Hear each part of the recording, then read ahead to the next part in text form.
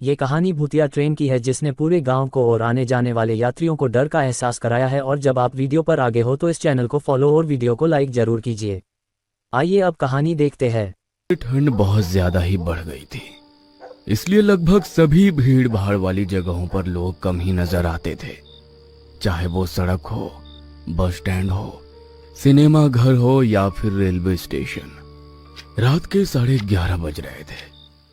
आलोक station पर अपनी train के आने का इंतजार कर रहा था। उसका मूड बहुत ही खराब था क्योंकि ट्रेन को 7:30 बजे ही आना था, लेकिन 11:30 बजे तक भी ट्रेन का कोई अता पता नहीं था। वह कई बार पूछताछ केंद्र पर भी पता करने गया, लेकिन हर बार वहां बैठे रेलवे के स्टाफ ने बोला कि धुंध के कारण अभी तक कोई सूचना नहीं मिली है। एक बार तो उस रेलवे के स्टाफ ने आलोक को डांट भी दिया और कहा, अरे भाई साहब, कितनी बार एक ही सवाल पूछ रहे हो आप?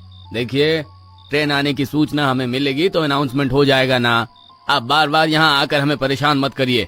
बहुत ही छोटा स्टेशन था वो, इसलिए ना तो कोई अच्छा सा वेटिंग रूम था वहां और ना ही बड़ी दुकानें।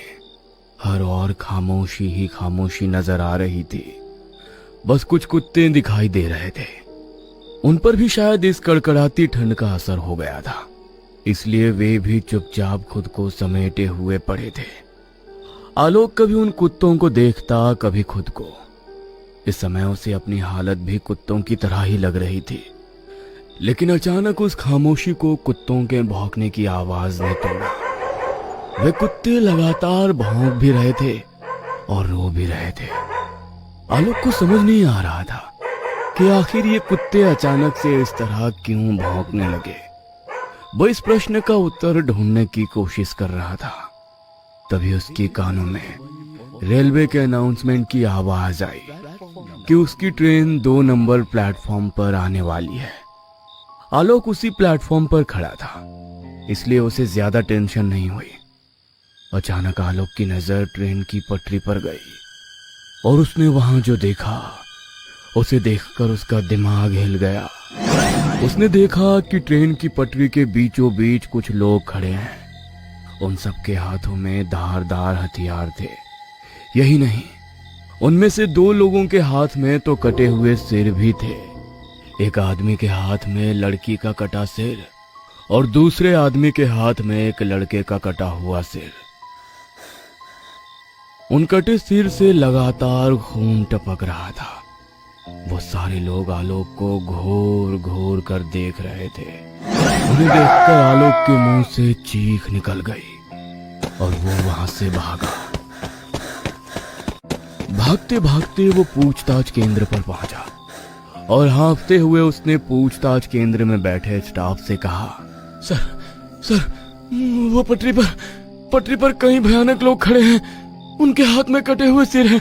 आप रेलवे पुलिस को इन्फॉर्म करिए। उसकी बातों को सुनकर पूछताछ केंद्र वाले स्टाफ ने उसे घूर कर देखा और लगभग चिल्लाते हुए उससे बोला, क्या प्रॉब्लम है जी आपकी? क्यों आप बार बार हमें डिस्टर्ब कर रहे हैं? ये क्या कटा हुआ सिर जैसी फालतू कहानी बना रहे हो? मैंने बोला ना कि ट्रेन की सूचना मिलेगी तो अनाउंसमेंट कर दूंगा। पर सर, अभी तो आपने अनाउंसमेंट की ना। भांग खाए हो क्या भाई, या गांजा फूका है? ट्रेन आने की सूचना होगी तभी तो अनाउंसमेंट होगी। अभी ट्रेन की कोई खबर नहीं है तो फिर कहां से तुमने अनाउंसमेंट सुन ली? चलो जाओ यहाँ से, मेरा दिमाग मत चाटो। आलोक को कुछ भी समझ नहीं आ रहा था कि आखिर उसने ट्रेन की अनाउंसमेंट कैसे सुन ली और उसने ट्रेन की पटरी पर किसे देखा। उसका दिल जोर जोर से धड़क रहा था। उसे बहुत ही डर लग रहा था। वो किसी तरह अपने डर पर काबू करके पूछताछ केंद्र से थोड़ी दूर पर लगी एक बड़ी सी टेबल पर बैठ गया। उसकी आंखों के आगे अभी भी वो दोनों चेहरे बार बार घूम रहे थे। वो चाह रहा था कि उन चेहरों से वो अपना पीछा छुड़ाए, लेकिन ये संभव नहीं हो पा रहा था। घड़ी की सुई धीरे धीरे कर आगे बढ़ रही थी। आलोक की आंखें अब बेझिल हो रही थी, इसलिए वो उस टेबल पर आंखें बंद कर लेट गया। उसे लेटे हुए 10 ही मिनट हुए थे कि उसकी ट्रेन के आने की अनाउंसमेंट हुई। वो गहरी नींद में आ गया था, लेकिन अनाउंसमेंट की आवाज से उसकी नींद खुल गई। वो हड़बड़ाकर उठ बैठा। ट्रेन के आने की सूचना प्लेटफॉर्म नंबर 2 पर ही हुई थी। वो धीरे धीरे कर प्लेटफॉर्म की ओर बढ़ चला। कुछ ही देर में ट्रेन आ गई। उसका रिजर्वेशन A1 बोगी में था। वो अपनी कोच में चढ़ गया। वो अपनी सीट पर जाकर बैठ गया।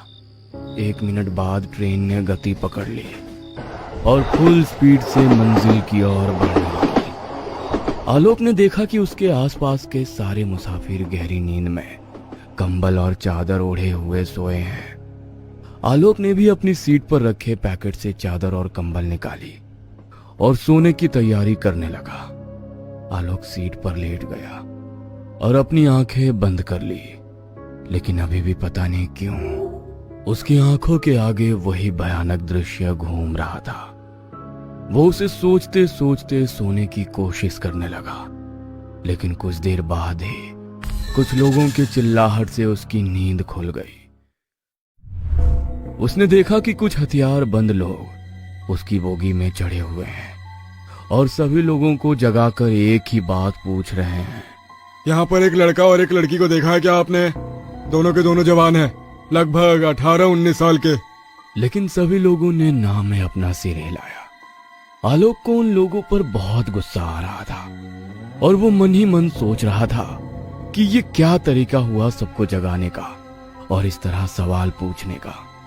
बहरहाल वो उनका विरोध तो करना चाह रहा था, लेकिन उनके हाथों के हथियार को देखकर आलोक ने चुप रहने में ही भलाई समझी। कुछ देर बाद वो सभी वहां से चले गए। आलोक फिर से सोने की कोशिश करने लगा, लेकिन तभी उसे फिर लगा कि कोई उसे जगा रहा है। उसने गुस्से में अपनी चादर हटाई और जैसे ही उसने चादर हटाई, उसने देखा कि एक लड़का और एक लड़की जिसके मुंह पूरी तरह ढके हुए हैं उसे जगा रहे हैं। कौन हो भाई? भैया, मेरा नाम अलका है। मैं इस लड़के से बहुत प्यार करती हूँ। इसका नाम सूरज है। भैया, पर हमारे प्यार को कोई स्वीकार नहीं कर रहा है। पूरा गांव हमारी जान का दुश्मन बन गया है। क्यों? अरे क्या हो गया?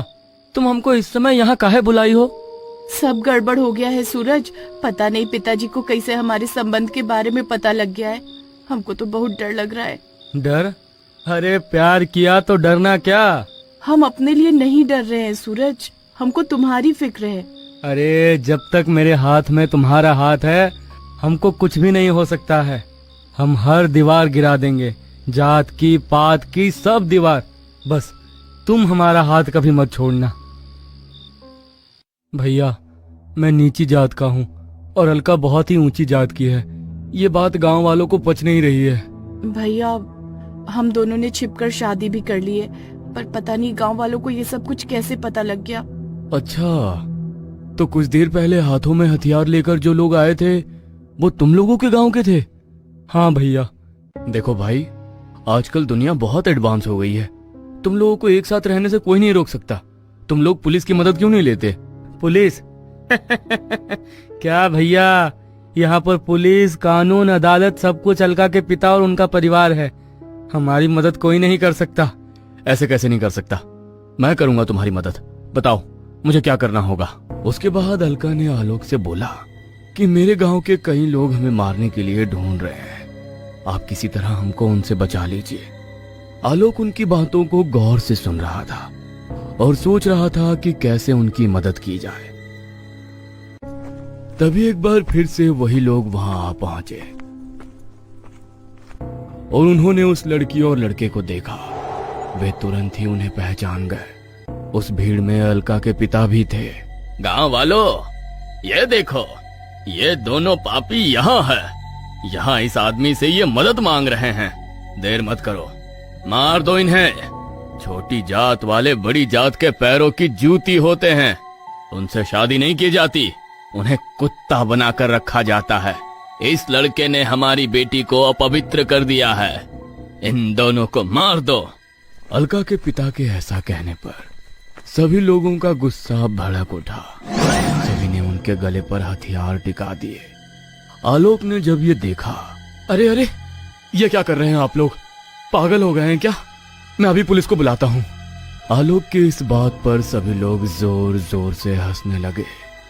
उसी समय ना जाने ऐसा क्या हुआ कि एक बड़ा सा पत्थर एसी बोगी के शीशे से टकराया और तेज हवा का झोंका अंदर आया और उस हवा के झोंके से उस लड़के और लड़की के चेहरे पर लगा कपड़ा हट गया और जैसे ही वो कपड़ा हटा उनका चेहरा आलोक के सामने आ गया।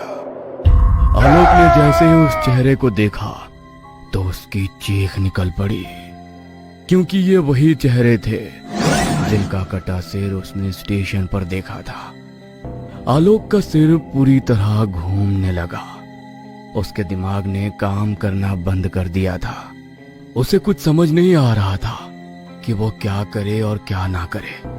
काफी देर उसी तरह जड़वत रहने के बाद उसने ट्रेन की चेन की ओर देखा और उसे खींचने के लिए आगे बढ़ा, लेकिन उसके पहले ही उसने देखा कि उन लोगों ने उस लड़की और लड़के का गला काट दिया है। उसमें से एक आदमी ने अलका का कटा सिर उठाया और दूसरे ने सूरज का।